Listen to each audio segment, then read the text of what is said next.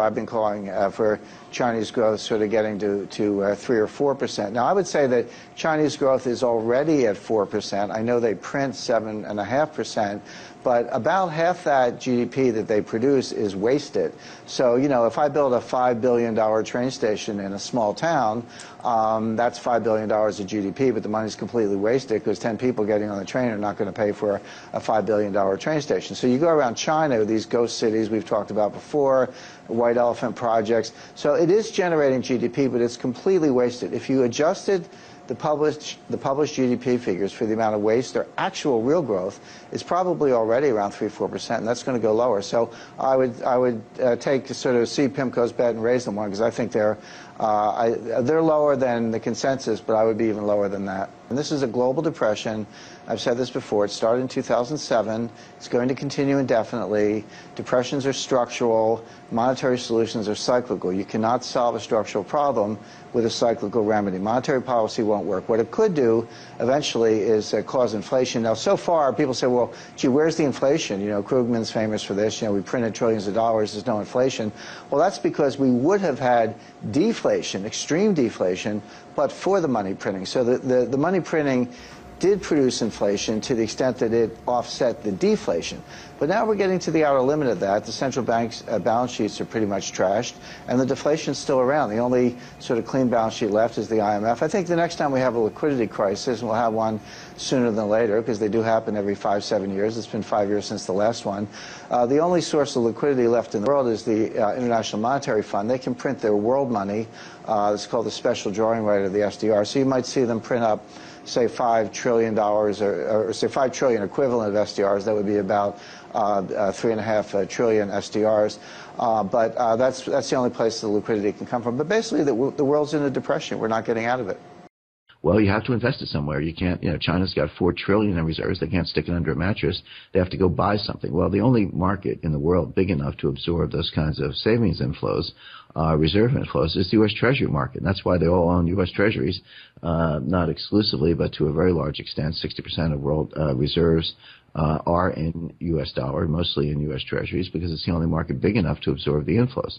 So what do you need to be a reserve currency? Well, you need to create a securities market, and not just a securities market. You need to issue bonds, sovereign bonds across all maturities, everything from 30 days to 30 years. You need dealers to make a market in them. You need futures and options to hedge them. You need a repo market to finance them. You need settlement clearance mechanisms. Above all, you need a rule of law so that people can have some assurance of this recourse in the event of a bankruptcy or in the event of any other, contractual breaches. Well, China doesn't have any of that. There's no large Chinese sovereign bond market. There's no large set of dealers in Chinese sovereign bonds. There's no infrastructure for repo or futures or options. And China has no rule of law. So China is not equipped to have a reserve currency whatsoever. 20 years, could they get there? Possibly, but it would take, the better part of 20 years. But here's what China actually is doing. China wants to have their cake and eat it. They want to be a kind of a reserve currency without opening the capital account and building the infrastructure I just described. The way to do that is to say, well, the world reserve currency, the coming reserve currency, the thing that's going to replace the dollar, is the IMF special drawing right. So China is trying to be a reserve currency through the back door by being included in the basket that makes up the SDR. The SDR is the special drawing right. Now, if you look at that basket today, and all this information is available on the IMF website, it's what's in it. Well, it's the dollar, it's the euro, it's the yen, Swiss francs, sterling. There might be a couple other currencies in there, but the point is they're all those sort of traditional hard currencies. The Chinese yuan is not included. But what people don't understand is that the IMF executive board has the ability to change the composition of the basket.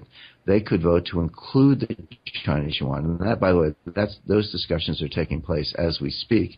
Right now, the IMF annual meeting is taking place in Washington, and behind closed doors, the Chinese are discussing the mechanism and the timing of including the Chinese yuan in the SDR basket.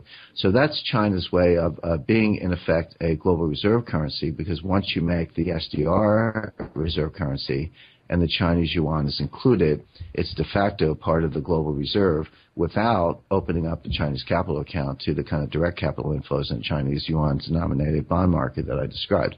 So that's kind of the big picture.